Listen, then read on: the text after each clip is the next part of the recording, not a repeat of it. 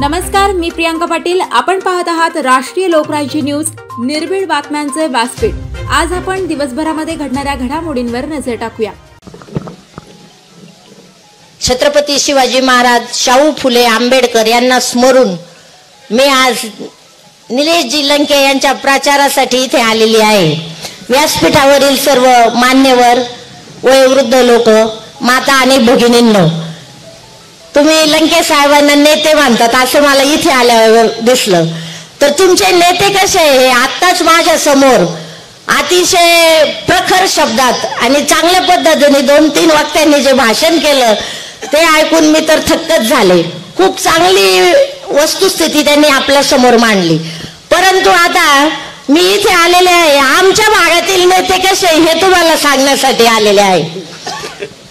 तर लोणी खुर्द गावामधील आणि ते लोणी बुद्रुक मध्ये असे आम्ही शेजारीच आहोत. तर सर्व माता भगिनींना मला सांगायचं आहे की लंके साहेबांच्या मागे तुम्ही डोळे झाकून उभ्या राहा. आज आपल्या भागातील स्थानिक नेता, आपल्या जवळचा माणूस खासदारकीसाठी उभा आहे. आपल्या गावातील, आपल्या भागातील सामान्य कुटुंबातील, शेतकरी कुटुंबातील तरुण तडफदार व्यक्तीस खासदार म्हणून जर तुम्हाला दिल्लीत पाठवायचं असेल तर तुम्ही सर्वांनी एकजूट करून कुठल्याही आमच्या प्रवरेच्या भूलथापांना बळी न पडता त्यांच्या मागे खंबीरपणे उभ्या राहा, ही माझी कळकळीची विनंती आहे. आणि कधी आज म्हणजे निलेश लंके साहेबांचं आणि माझी भेट गणेश कारखान्याच्या वेळेत झाली. तेव्हापासून कधी फोनवर मला आवर्जून फोन करणारे निलेशजी लंके आहेत. परंतु आमच्या शेजारी राहणारे जे नेते आहेत विरोधक, अजून मी त्यांना पाहिलेले नाही आणि त्यांच्या बरोबर बोललेली नाही. म्हणजे तुमच्या राहता भागातील मतदारसंघातील व्यक्ती कोण आहेत, काय आहेत, एवढी सुद्धा त्यांना सवड नाहीये. तर तुमच्याकडे येऊन तुम्हाला प्रत्येकाला भेटलं म्हणजे हे मोठं दिव्यच आहे. फक्त राजकारणापुरतं, इलेक्शन पुरतं म्हणायचं आम्ही ह्या सुधारणा करू, त्या सुधारणा करू, तुमचं साखळायचं पाणी आणू, बरोबर. ते मागच्या पंचवार्षिकला म्हटले होते, मग आलं का पाणी. हे सर्व नेते जे खासदारकीसाठी उभे आहेत हे तुमच्या आमच्यासाठी उभे नाहीत, ते स्वतःसाठी उभे. हे नेहमी लक्षात घ्या. म्हणजे स्वतःचं अस्तित्व टिकलं पाहिजे, स्वतः मोठे झाले पाहिजे याच्यासाठी उभे. आता हे खासदार आहेत, खासदारकीला जे उभे आहेत ते जनतेसाठी, जनतेची सेवा करण्यासाठी उभे नाहीयेत, ते स्वतःसाठी उभे राहतात. हे मतदारांनी पहिलं लक्षात घ्या. आणि दुसरं असं की कधीही स्थानिक नेते, कधी तुम्ही रात्री बेरात्री फोन करा, तुमच्यासाठी धावत येतील. आमचे प्रवरेचे पाहुणे कधी येतील तुमच्या रस्त्याला, कधी तुम्ही फोन करणार. आणि शिवाजीनगर मनमाड हायवे इतका जोरात, त्यांना यायला किती तास लागतील. तेव्हा घरचं आपला स्थानिक माणूस तो स्थानिक माणूस असतो. आणि ह्या प्रवरेच्या ज्या भूलथापा आहे त्याच्याबद्दल सांगायचं झालं तर आमच्याकडे तुम्हाला सांगते अतिशय दबाव तंत्राचा वापर, अतिशय हुकुमशाही.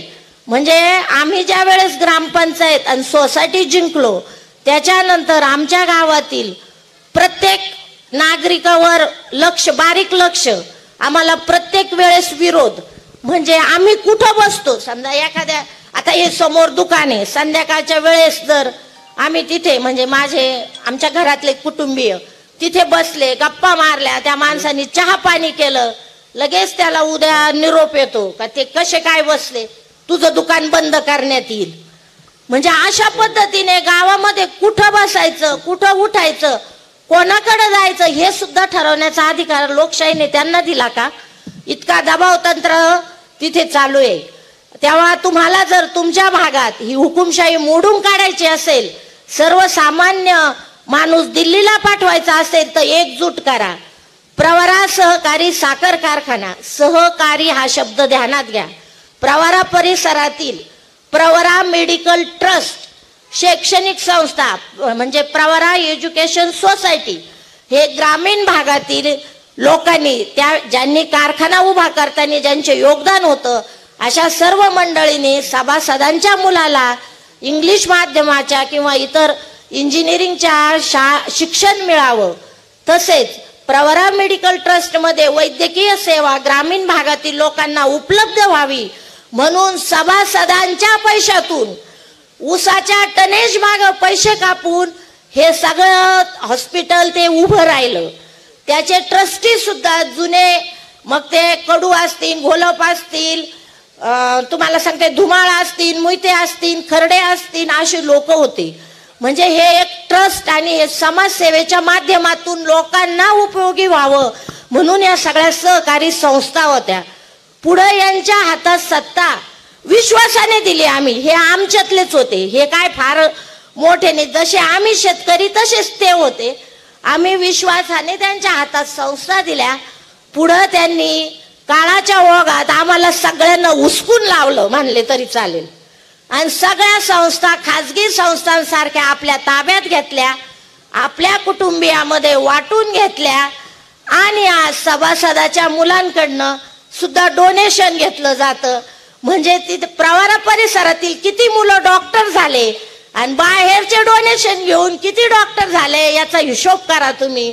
अशा प्रकारे हे सहकारावर बोलता, घराण्यावर बोलता, आमचं कुटुंब समाज हिताचं निस्वार्थपणे काम करतं, पण हे सगळं खोटं आहे, हे सब झूठ आहे मी म्हणेल. आणि दुसरं,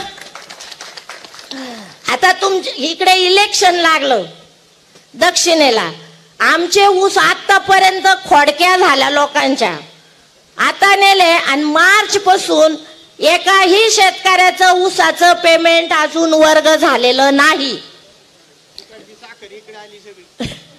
एकही शेतकऱ्याचं पेमेंट वर्ग झालेलं नाही. तुम्ही भगिनींना, मला ह्या सर्वांना म्हणणं आहे, प्रत्येक शेतकऱ्याला वाटतं ऊस गेल्यानंतर आपलं सोसायटी नील झाली पाहिजे, आपलं पेमेंट आपल्या ताब्यात आलं पाहिजे, लग्न कार्य, मुलींचे लग्न कार्य, अनेक प्रश्न असतात.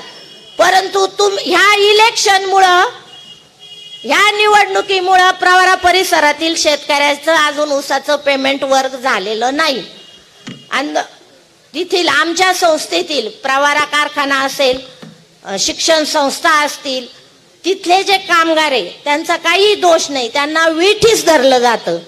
सगळे कामगार तुमच्याकडे आलेले आहेत, सगळे दक्षिणेत आलेले, कोणाच्या नातेवाईकाकडे, कोणाचे, म्हणजे ते प्रचार करण्यासाठी सगळ्यांना इकडे पाठवलेलं आहे. आमच्या मतदारसंघात सध्या शुकशुकाट आहे आणि हे बोलतात की आम्ही फार समाजसेवा करतो, आमचं घरानं समाज हितासाठी लढतं, हे काही नाहीये. आणि सांगायचं झालं तर आता ते काँग्रेसवर टीका करतात, पवार साहेबांवर टीका करतात. तुम्ही आधी कुठं होते? तुमचं असं आहे, उगावत्या सूर्याला नमस्कार, म्हणजे जिकडं घुगऱ्या तिकडं उदो उदो. तुम्ही उमेदवारांचं भाषण आहे का? आधी मोदींवर किती टीका केली होती का नाही त्या भाषणात? का सरदार वल्लभभाई पटेलांचा पुतळा गुजरात मध्ये 3 वर्षात उभा राहिला आणि छत्रपती शिवरायांचा आणि आंबेडकरांचा पुतळा का उभा राहिला नाही? कुठे गेलं ते? आता काय बोलून राहिले? अब की बार 400 पार. आता सर्वसामान्य शेतकऱ्यांच्या विकासाच्या प्रश्नावर बोलायचं नाही. आता या इथं माता भगिनी बसलेल्या आहे, विचारा एका ग्रामीण महिलेला, ह्या आजींना विचारा, आजी आपकी बार 400 पार म्हणजे काय? विचारा आजीला.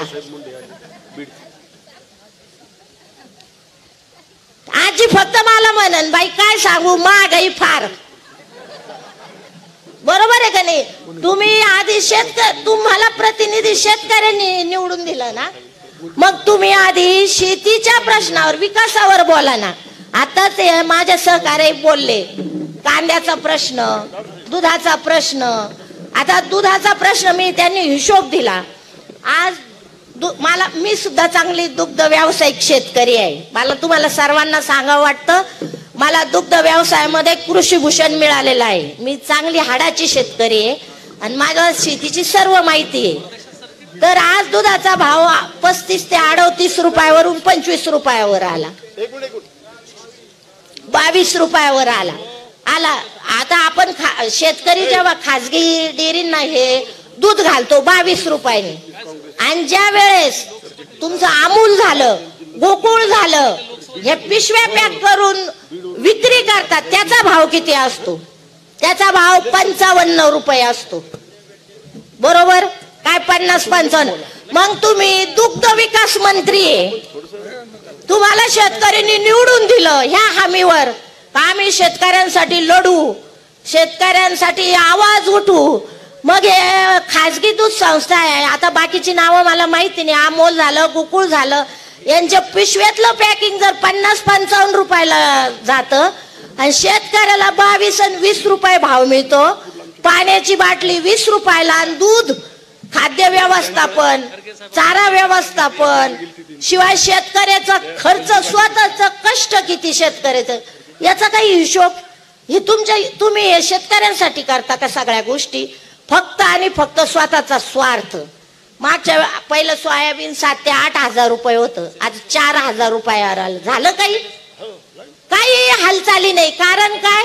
आपण सगळे, तुम्ही वरडा त्या आलाच, एखाद्या गावचा सरपंच असेल, कुणी असेल, आले विरोधक, लगेच जरा स्टेटस फोटो काढला का फुगला, हा साहेब माझ्या घरी आले होते, पोहे झाले, नाश्ता झाला, लगेच त्याचे 2-4 ग्रुपला फोटो बिटो स्टेटस, लगेच इकडं तोंड करून बोलतनी, तिकडं हार घालतनी. अरे बाबा, तू फार मातीत गेला ना. यांच्या माग पळू पळू तू मातीत गेला.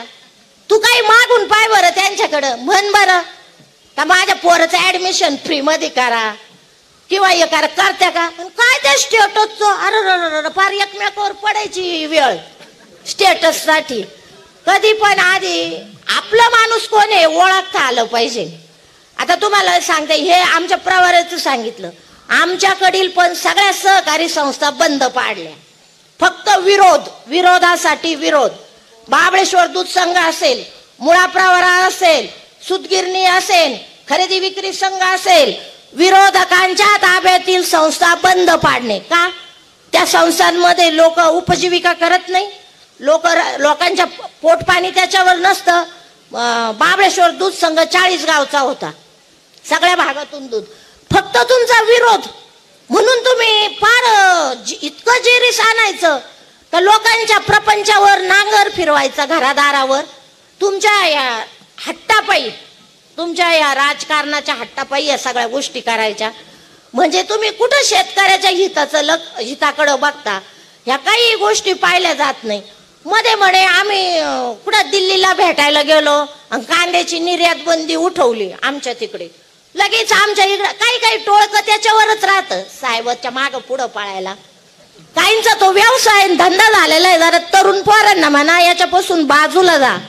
लगेच सत्कार बित्कार घेतले, निर्यात बंदी चालू केली म्हणून, आणि 2 दिवसांनी कळलं का असं काहीच झालेलं नाही. म्हणजे किती ह्या गोष्टी किती याच्या आहे का, ह्या आपण लक्ष देण्याची गरज आहे. तुम्हाला आपलं कोण आणि लबाड कोण हे ओळखू आलं पाहिजे. राऊरी सहकारी साखर कारखान्याच्या बाबतीत कितीचा तोटा कितीवर नेऊन घातला. आपण या सगळ्या गोष्टींचा ओहापोह केला पाहिजे. मी तुम्हाला सांगते, आता आम्ही गावचे सरपंच आहे लोणी खुर्द, आमचे काम होऊ द्यायची नाही. आता सरकार पण असं आहे, सारे पद त्यांच्याच घरात. म्हणजे बाहेर तुमच्या भागात काही पण नव्हते का बीजेपी वाल्यांना उभं राहायला? कुणी राहिले नव्हते का? आमच्या तिकडे आले. हा, एवढा मोठा मतदारसंघ तुमचा, किती मतदान आहे ह्या मतदारसंघामध्ये? 19 लाख लोकांमध्ये तुम्हाला एकही कर्तबगार, हुशार, लायक, ज्याच्यावर भरोसा ठेवून दिल्लीला पाठवा असा माणूसच सापडला नाही का? लोणीला येऊन धडकले. बरं, त्यांच्यावर किती लोड? त्यांच्यावर काय कमी लोड आहे का? लोणीचं पाहायचं, शिर्डी मतदारसंघाचं पाहायचं, वडील आमदार, जिल्हा परिषद त्यांच्याकडं, सगळं घरदार पार विखुर. बरं, ते एवढा लोड तर ते देवेंद्र फडणवीसनी द्यायचं नाही ना. कुठला कारभार पाहायचा? उत्तरामधनं आमचा पाहायचा की तुमचा दक्षिणेचा पाहायचा त्यांनी? बरोबर आहे नाही का? राम शिंदे जे असतील, मोनिकाताई राजळे असतील, शिवाजी कर्डिले असतील, काय तुमच्या भागातले नेते हे कुणीच तुम्हाला योग्य वाटलं नाही का? आणि हे कोणते ग्रामीण भागातून कोणते कष्ट करून खासदार झालेले, हे जन्मतः सोन्याचा चमचा घेऊन जन्माला आलेले. ते भाषणात म्हणतात की काय मी राधाकृष्ण विखे नाहीये. अहो ते लय सुज्ञ होते म्हणून तर तुम्ही खासदार झालात, त्यांच्या पुण्याईनं. बरोबर आहे का नाही? त्यांनी सगळा तुमचा मार्ग सोपा करून टाकला. डायरेक्ट उभे तुम्ही. काय सरपंच नको, लोकांसाठी घाम गाळणं नको, काय नको, डायरेक्ट खासदार, डायरेक्ट दिल्ली. आणि लोकांना फक्त भूलथापा आणि आश्वासन, याच्या व्यतिरिक्त काही नाही. मग आज दुधाला अजिबात भाव नाही, कांद्याला भाव नाही, सोयाबीनला भाव नाही. ऊस इतके उशिरा न्यायचे. त्या क्षेत्रात काम करताना आधी बाहेरच्या परिसरातला ऊस न्यायचा, मग आमच्या तिथला न्यायचा. शेतकऱ्यांच्या खोडक्या होतात. आमच्या इथल्या पण मला कार्यकर्त्यांना सांगायचे, ते जीवाच्या एवढ्या 45 डिग्री 40 डिग्री तापमानामध्ये इकडं स्टेटस ठेवताना पाळताना तुझ्यात हिंमत होती, तुमच्यात हिंमत होती ना, ऊस लवकर न्यायला लावायचा आणि ऊसाचं पेमेंट मागायचं, मग स्टेटस ठेवायचे आणि मग बाकीच्या गप्पा मारायच्या. आहेत ना आमच्या इथं निम्म, तर मी म्हणते तुमच्या मतदारसंघात निम्म राहता तालुकाच असेल. आणि तुम्हाला खूप आमिष दिले जातील. आता कालची पण बातमी वाचली मी युट्यूबवर वगैरे की 60,000 रुपये सापडले. 60,000 म्हणजे ही रक्कम काय 60 लाख आहे का हो? त्या मीडियानी एवढी बातमी केली. 60 लाखाचं शॉपिंग झालंय नवरीचं लग्नाचं. 30,000 रुपये ब्युटी पार्लर वाली घेती का नाही घेती? मग 60,000चं एवढं मोठं काही करायची गरज नव्हती ना. काय कारण होतं त्या गोष्टीला इतकं ते हे करायचं? 60 लाख असते मग पटलं असतं आपल्याला. म्हणजे तुम्ही काही खर्च करायचा, तुमचे कोटी ना खर्च, आणि दुसऱ्याच्या याच्यावर बोट ठेवायचं की हॉटेलवर छापा मारला आणि 60,000 रुपये सापडले. म्हणजे कुठंतरी हा रडीचा डाव चालू झालेला आहे. इतका रडीचा डाव चालू झालेला आहे. प्रत्येक घरात चौकशी, तुमचे कोण नातेवाईक आहे, तुमचे कोण मतदार आहे. आमच्या इकडच्या महिला पण आहे बिचाऱ्या. मला तर कळायचं कारण म्हणजे आवडीनं स्टेटस ठेवत्या त्या मकडू आम्ही चाललो तिकडे, आमचा प्रचार. मग ते बघते मी, म्हणजे फक्त यूज अँड थ्रो, माणसांचा वापर करून घ्यायचा. लोकशाही म्हणजे लोकांनी निवडलेलं. पण 50 वर्षापासून यांच्याच घरात सत्ता, 50 वर्ष झाले. आणि तीच घिसीपिटी कॅसेट तुमच्याकडे आलं का तुम्हाला पाण्याचा प्रश्न, 4थी पिढी सुरू झाली. का हो निळवंड्याचं पाणी आलं नाही ग्रामीण भागामध्ये? का नाही आलं? 5 वर्षात का नाही तुमची कामं झाले? नगर मनमाड किती वर्षाचा, म्हणजे शिर्डी देवस्थान, लोक शिर्डीवरून शनी शिंगणापूरला जातात. तो रस्ता बघा, कोल्हारच्या पुलावर 12ही महिने ट्रॅफिक जाम. तुम्हाला तुमच्या मतदारसंघातले छोटे छोटे प्रश्न हाताळता येत नाही. पण तुम्ही फक्त बड्या बड्या गोष्टी करता आणि लोकांना भुलावता. आम्ही सुसंस्कृत आहे, आम्ही शिक्षित आहे. आता मला वाटलं होतं इंग्लिश मध्ये बोलू का मराठीत बोलू. म्हणजे ह्या गोष्टी आहेत. तेव्हा तुम्ही सर्व मतदारांना माझं आवर्जून सांगणं, सर्व माता भगिनींना, तुम्हाला इतके आमिष दाखवले जातील, सगळ्या गोष्टी होणार. ह्या सगळ्या गोष्टी मला माहित आहे. खाना मजे से खाना पीना ऐश करना, लेकिन मतदान को जाते वक्त भेजा ठिकाणे पे रखना. विचार करून गेलेली संधी पुन्हा येणार नाही. ही शेवटची संधी आहे. तुम्हाला जरी हुकुमशाही, ही प्रस्थापितांची घराणेशाही, ही जर संपवायची असेल तर निलेशजी लंकेंच्या मागे तुम्ही एकमुखी उभे राहा. तुमचे कुणी सहकारी असतील. आता प्रत्येक, मला ही कल्पना आहे, गावामध्ये सरपंच असेल किंवा सोसायटी, ह्या संस्था असतात. ह्या संस्था मोठ्या मोठ्या पुढाऱ्यांच्या ताब्यात असतात. हे काही नवं नाहीये. ह्या सगळ्या गोष्टी माहिती आहे. त्या सरपंचाच्या कानात सांगा, भाऊ मतदान गुप्त आहे. वर सगळे पुढारी तिकडे दिसतील, पण सगळ्यांनी मतदान लंके साहेबांनाच करा. तुम्हाला जर हा विरोध संपवायचा असेल, आता ही खूप शेवटची संधी आहे. आपला शेतकरी कुटुंबातील मुलगा, माणूस, तुमचा भाऊ, तुम्हाला जर दिल्लीला संसदेत पाठवायचा असेल धडाडीचा, तर तुम्ही मतदान मनुष्य असलेल्या तुतारीला करा, माणूस असलेल्या तुतारीला करा. तुमचा म्हणजे सगळ्या अडचणी ते तिथं त्याची दखल घेतली जाईल. हे जे प्रस्थापित जुने वर्षानुवर्ष असलेले खासदार असतात ना, ते एकदा इथून दिल्लीला गेले का तिकडच गळ्यात गळे घालणे, मोठ्या मोठ्या नेत्यांना भेटणे, त्यांचे स्वागत. आमच्याकडे नेहमी प्रवरानगरला मोठे अमित शहा, नरेंद्र मोदी येतात. मग सगळं कसं टकाटक केलेलं असतं, रस्ते विस्ते. मग त्यांना वाटतं वा फार चांगली प्रगती चालू आहे. पण तुमची जी अवस्था आहे तीच आमची अवस्था आहे. पण आम्ही लढतो. तुम्हाला सांगते, आता मी खूप दिवसातनं बाहेर पडले. आज 2 महिन्यातनं मी बाहेर आले. मला लंके साहेब म्हटले का की तुम्ही याल का आमच्या प्रचाराला, आमच्या सभेला. मी म्हटलं नक्कीच मी येणार. तर तुम्हाला सांगते, सर्व मतदार बंधू भगिनींना ही शेवटची संधी आहे. आता शेवटच्या क्षणी खूप आमिष दाखवले जातील, खूप गाड्या येतील, खूप प्रलोभन दाखवले जातील. आपली धनसंपत्ती काय कमी नाहीये, 50 वर्षापासूनची. आता ती हळूहळू बाहेर निघन. तसं तुम्ही त्यांना पळताभुई थोडी केलेलीच आहे. ही खूप जमेची बाजू आहे का? ही निवडणूक एकतर्फी नाही, ही खूप जमेची बाजू आहे.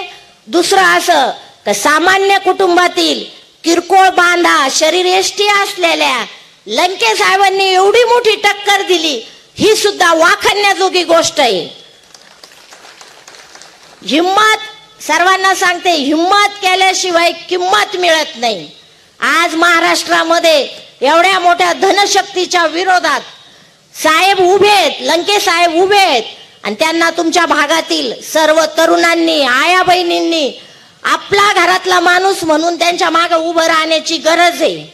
एक लक्षात घ्या, किती पाहुणा जवळचा असू द्या, तो तुमच्याकडे मुक्काम किती दिवस करतो? 2 दिवस, 4 दिवस. त्याला ओढ कुठली राहते? आपल्या घराची. मग आता लोणी प्रवरानगर सोडून तुमच्याकडे येतील का? ते कामापुरतेच येतील. पाहुणे कशाला येत्या? लग्न कार्य, काही कार्यक्रम असला तर त्या नाही येतील, लग्न कार्याला येते नाही. त्यांना गरज, त्यांना असं वाटलं तुम्हाला सगळ्यांना अल्झायमर झालेला आहे, काहीच आठवत नाही 5 वर्षात काय घडलं, ताजच सांगावं. आता अशा पद्धतीनं तेव्हा आमचा पाहुणा आमच्याकडे पाठवून द्या आणि तुमचा कारभार तुम्ही करा, एकदम चांगला करा. आणि तरुणांना माझं सांगणं आहे, आता निवडणूक म्हणल्यानंतर थोडं कमी जास्त होतं. एखादा लई लंके साहेबाजवळ जाऊन स्टेटस काढतो, एखादा आजची सभा सांगत नाही. तुम्ही काय बाकीचं धरत बसू नका, फक्त साहेबांकडे पहा. आणि आपले साहेब कसे दिल्लीत जातील याचा पहिला विचार करा. तेव्हा माझं सर्व माता भगिनींना पुन्हा एकदा सांगणं आहे की निलेशजी लंके यांच्या पाठीशी खंबीरपणे उभे राहा. आणि ही हुकुमशाही, हे दबाव यंत्र आणि हे जे मोठे मोठे नेते असतात दिल्लीत बसलेले, देवेंद्र फडणवीस असतील, हे तळागाळातील मतदारांना विचारत सुद्धा नाही का कुठला उमेदवार उभा करायचा. त्यांचं काम आहे. समजा राम शिंदे असतील, मोनिकाताई राजळ, यांना काही विचारायचं नाही. डायरेक्ट उमेदवार हा दिल्लीतून लादला जातो. मग हे जाऊन फक्त मोठ्या मोठ्या लोकांच्या पुढे काम करतात, म्हणजे यांची उमेदवारी लगेच जाहीर होती. बरोबर, सर्वसामान्य जनतेला विश्वासात घेतलं जात नाही. तुम्ही मतदान करताना नेते एका पक्षात असतात, निवडून आल्यावर 4 पक्ष बदलतात. तुमच्या हितासाठी बदलता का हो पक्ष? आपल्या हितासाठी कुणीच बदलत नाही. आणि काँग्रेसवर, राष्ट्रवादीवर टीका करणारे आधी कुठं होते? मोदी, पंतप्रधान मोदी नेहमी म्हणतात का काँग्रेसने 70 वर्षात काय केलं. अहो, तुमच्या बीजेपी मध्ये आता जेवढी भरती झालेली ते काँग्रेसवालेच आहे ना. मूळ अटलजींचा, प्रमोद महाजनांचा बीजेपी राहिला का? तुमच्या याच्यात काँग्रेस आणि राष्ट्रवादी शिवसेनाच भरलेली, तुम्ही टीका कुणावर करता? आता अशोक चव्हाण कोणाचे? काँग्रेस नाही का? सगळे ईडीच्या धाकाने, सीबीआयच्या धाकाने सगळे बीजेपीत घेतले तुम्ही. म्हणजे काँग्रेस मुक्त भारत ऐवजी काँग्रेस व्याप्त भारत झालेला आहे. आता मला काय वरच्या राजकारणावर बोलायचं नाही. मी फक्त आणि फक्त तुम्हाला सर्वांना कळकळीची विनंती करते आणि मनापासून सांगते, कुठलाही स्वार्थ नसताना, मला कुठल्याही पदाची याची अपेक्षा नाही, पण सर्वसामान्य मतदारांना, शेतकऱ्यांना मी सांगते, म्हणजे आपल्याला कुठल्याही गोष्टीला भाव नाही. विजेचा प्रश्न सुद्धा खूप महत्वाचा. ग्रामीण भागात अजून वीज आलेली नाही. 8 तास वीज देतात, त्याच्यात पण ती कधी कधी 2-2, 3-3 दिवस वीज नसती. तुम्ही जर सर्वसामान्यांचे प्रश्न सोडवत नसाल तर तुम्हाला पदावर राहण्याचा काही एक अधिकार नाहीये. म्हणून सर्वांना मी सांगते, कळकळीची विनंती करते, लंके साहेबांच्या माणूस असलेल्या तुतारीला मतदान करून त्यांना पवार साहेबांचा विश्वास सार्थ ठरवून नक्कीच दिल्लीला पाठवा. हे सर्व तुमच्या हातात आहे. माझी कळकळीची आपणा सर्वांना विनंती आहे, कितीही प्रलोभने मिळाली तरी सगळं घेऊन तुम्ही तुतारी असलेल्या मनुष्याला मतदान करा व आपले नेते लंके साहेब यांना दिल्लीला पाठवा. एवढे बोलून मी माझे 2 शब्द संपवते. जय हिंद, जय महाराष्ट्र. महाराष्ट्र दिनाच्या सर्वांना मनपूर्वक शुभेच्छा. जसं म्हणतात, कणखर देशा, दगडांच्या देशा, असा तो कणखर महाराष्ट्र. त्याचं नाव जर तुम्हाला दिल्लीत चालवायचं असेल तर तुम्ही सगळे एकजुटीने, कुठल्याही एकमेकाविषयी द्वेष भावना न ठेवता, परस्पर एकमेकाविषयी कटुता न ठेवता लंके साहेबांना मतदान करायला अशी विनंती करते व माझे 2 शब्द संपवते. जय हिंद, जय महाराष्ट्र. ताज्या बातम्यांसाठी आणि अपडेट्ससाठी राष्ट्रीय लोकराज्य न्यूज चॅनलला सबस्क्राईब करा, तसेच लाईक आणि शेअरही करा.